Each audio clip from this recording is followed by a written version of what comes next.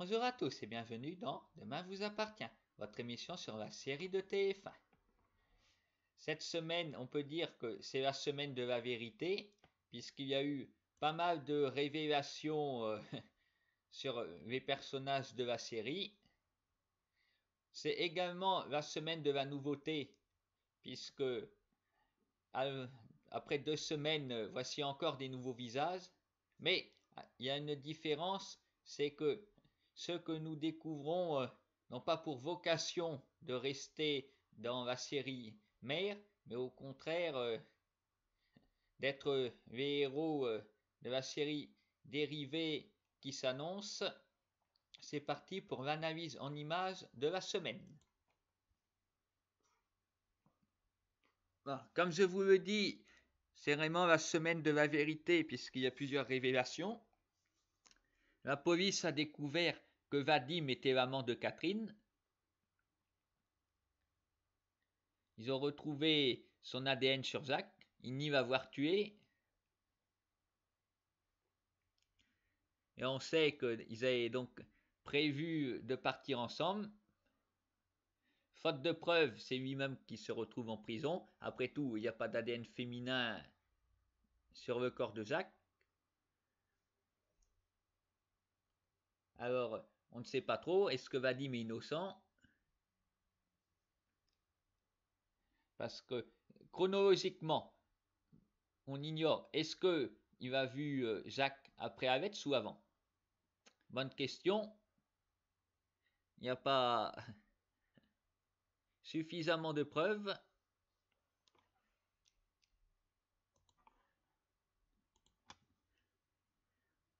La vérité continue à se découvrir, puisque Koé s'est aperçu qu'il y avait plein de bouteilles vides dans le bateau du jardin.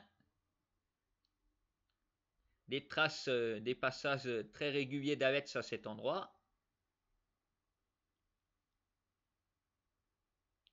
Alors me voilà enfin obligé de dire la vérité qu'il voulait cacher tout le temps. Eh oui, il est alcoolique, il boit, nous a-t-il dit, oui, ça fait 6 mois depuis le confinement. Parce que tout le monde a un peu forcé à ce moment-là. Pas du tout avec ça. Arrête de vouloir mettre les autres personnes dans le même sac que toi. Assume tes conneries. Ne dis pas que tout le monde a bu de l'alcool pendant le confinement, parce que moi j'ai pas fait. Tu peux toujours dire la majorité des gens ont bu. Tu seras peut-être proche de la vérité, mais ne dis pas que tout le monde l'a fait.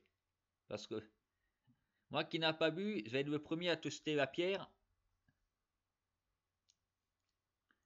De toute façon, tu t'inventes des excuses. Tu dis aussi parce que ta mère a Alzheimer, tu bois. Ouais, ben je te félicite pas. Parce que Alzheimer, c'est une maladie, on n'y peut rien, c'est vague. Mais puisque tu as une mère qui a Alzheimer, ben, le mieux à faire, c'est toi d'avoir toutes tes facultés mentales pour gérer au mieux.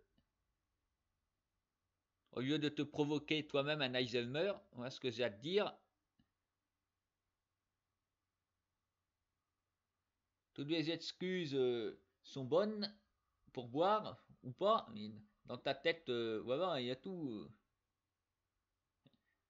La mort de ton père que tu rognais, c'est un prétexte à boire. Ta mère n'est pas morte, tu la repousses. Enfin, ta mère, disons, adoptive. Oui, arrête de faire du mytho avec.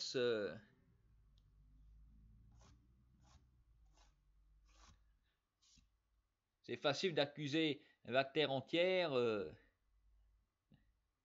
Comme tu dis toi-même, c'est une question de volonté. Ça, c'est bien vrai. Alors, c'est pas à peine de se dire, tiens, parce qu'un tel fait ça, je vais boire. Non, c'est ta la volonté de boire, c'est tout.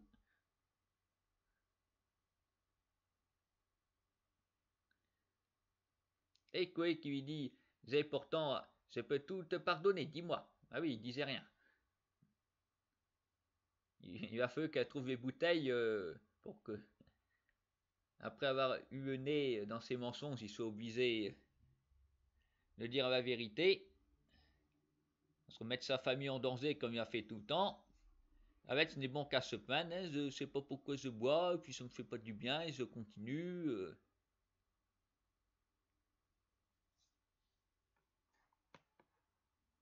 Et des fois, il sait, soi-disant.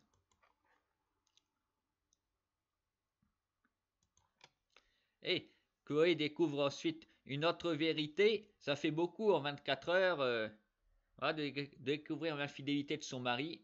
Bon, elle n'est pas la première parce que durant cette semaine, voilà, vraiment les personnages sont de plus en plus lucides. Maxime a été le premier à s'apercevoir qu'Alex avait une maîtresse sans savoir qui c'était.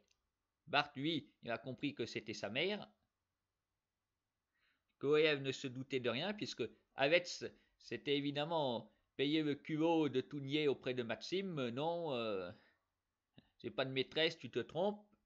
Oui. Chloé voit bien la duplicité du bonhomme. Quand elle les trouve ensemble, difficile après de prétendre qu'il n'en a pas. Ça montre aussi qu'on ne peut pas du tout faire confiance à Alex. Même la tête sur la guillotine, il continue à nier en bloc.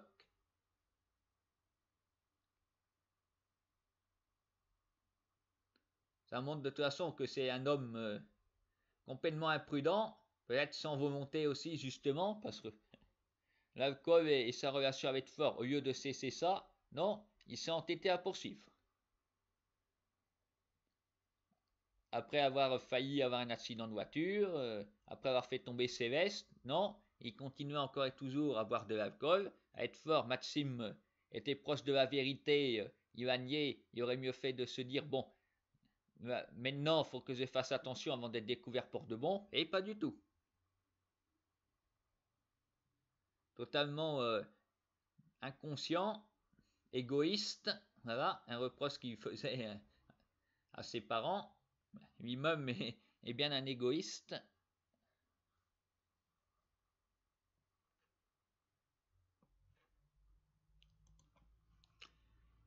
Et pour terminer la semaine avec, ça a été faire un esclandre au bar parce qu'il n'était plus servi. La tempête Savette s'est passée par là. Alors après, Martin est venu arrêter et c'est là qu'Avette a fait une ultime révélation que c'est lui qui a tué Jacques. Après, est-ce vrai ou non? On ne sait pas. Est-ce que l'alcool le fait parler ou au contraire, il fait dire n'importe quoi parce qu'il a envie d'être puni d'après ce qu'il disait, il mérite que d'aller en prison. Alors, avoue-t-il voilà, des idioties à la police par provocation, puisqu'autre chose, peut-être qu'après avoir cuvé son vin, il y aura une autre version. Évidemment, cette annonce fait l'effet d'une bombe. De toute façon, vous avez dit avant, vu le contexte, son père assassiné, il y avait une enquête là-dessus. Le mieux serait été de ne pas boire afin d'être sobre, d'avoir les idées claires. Avec ça fait tout le contraire. Il va prétexter que c'était une raison pour boire. Après, voilà le résultat. Il récolte vraiment ce qu'il sème.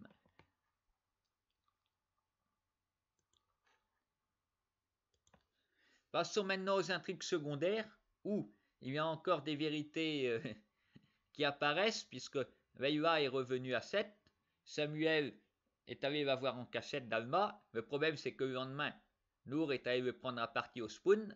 Alors, comme ça, Alma, même si elle pardonne, elle sait que Samuel est lui aussi un menteur.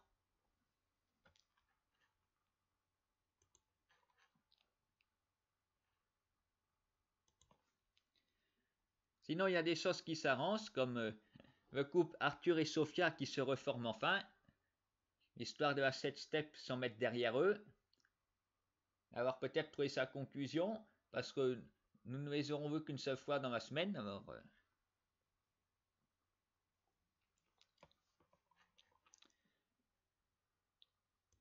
c'est vraiment une bonne nouvelle. Et il y en a aussi d'autres pour qui ça marche moins bien, disons, et tout de même, Clémentine et Sacha se sont aussi embrassés. Mais de l'aveu de Sacha, c'est une erreur, puisque son fils Ben n'a pas envie de le voir avec une autre femme. Ça marche bien avec Solène, mais pas avec lui. Alors du coup, ben, ils sont pas prêts de se mettre en couple.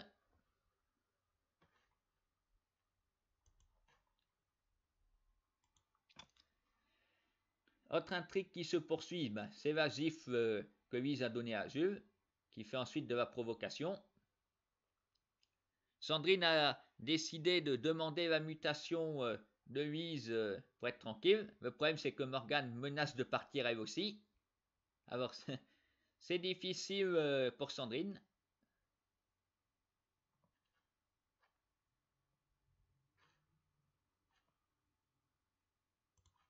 Et je vous l'avais annoncé, il y a des nouveaux visages dans la série, puisque Enzo et Anaïs sont en stage à la paillote. Nous voyons être le chef Armand, qui en plus du stage leur confie une mission de préparer un gâteau de mariage pour dans un mois. Ce qui est en fait le temps qui nous reste avant la série dérivée. Ici tout commence. Donc ces nouveaux personnages ont un mois pour faire leurs preuves, pour se montrer suffisamment attachants pour que nous ayons envie de les suivre dans leurs nouvelles aventures. Le chef Armand qui est également le père de Rose, qui n'a pas envie de le voir. Ça aurait été très bref leur entrevue, au bout de 5 secondes elle est repartie. Donc nous attendons de voir quel est le problème entre eux. Là c'était suffisant pour nous mettre l'eau à la bouche. La semaine prochaine, espérons qu'on en saura un petit peu plus.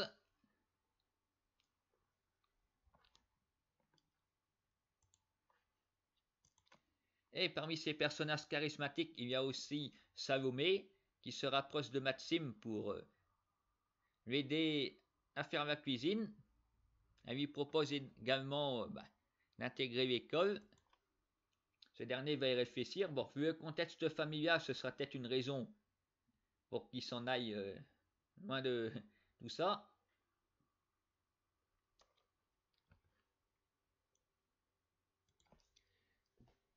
Voilà, ainsi s'achève le résumé de cette semaine où l'enquête sur la mort de Jacques se poursuit. On n'est pas sûr qu'il y ait tout à fait des avancées. La police n'a aucune preuve. Ils pensent qu'avec sa menti, ils n'ont pas tort. Pour le reste, avec ça a beaucoup menti aussi. Ça va pas jouer en sa faveur. Parce que est-ce que Chloé va soutenir son mari? On ne sait pas. Après, il y a des similitudes. Il y a un an de ça, c'était Sylvain qui était en prison accusé de meurtre. On savait qu'il avait donc une relation avec une prostituée. Il était accusé d'avoir tué le souteneur. Alors, au pire moment, il avait donc trompé sa femme et il était en prison alors qu'Istève n'avait pas trop envie de le soutenir. Là, maintenant, c'est Avetz qui va se retrouver en prison et que Chloé. Voilà. On n'a peut-être pas trop le courage non plus de lui venir en aide, mais connaissant Chloé, elle va après se décider à faire malgré tout le nécessaire pour que le père de ses enfants sorte de prison. Il va donc falloir qu'elle enquête elle-même sur la mort de Jacques. À moins que Catherine décide de sauver Alex en s'accusant, que ce soit à tort ou à raison, de la mort de Jacques. Après, je ne pense pas, connaissant Catherine, c'est bien quelqu'un d'égoïste. Elle le prouve en manipulant sa petite fille. Alors, qu'est-ce qui pourrait la faire se décider à s'accuser du meurtre, à moins de retrouver son amant en prison? Parce que et Jacques nous ont déjà montré 2 ans plus tôt, quand Alex était en prison pour la mort de Lola, eux, ils étaient revenus à 7 pour négocier leur présence au mariage. Ils n'étaient même pas sûrs que leur fils allait sortir de prison, mais ils pensaient au mariage avant tout. Bien irréaliste, alors je pense qu'il ne faut pas en attendre plus de Catherine. Nous verrons bien comment tout cela va évoluer, comment les nouvelles têtes qui se consacrent à la cuisine vont réussir à nous séduire, que leur période d'essai se transforme ensuite en un CDI. Nous aurons l'occasion de les revoir cette semaine. Je vous souhaite à tous un bon week-end et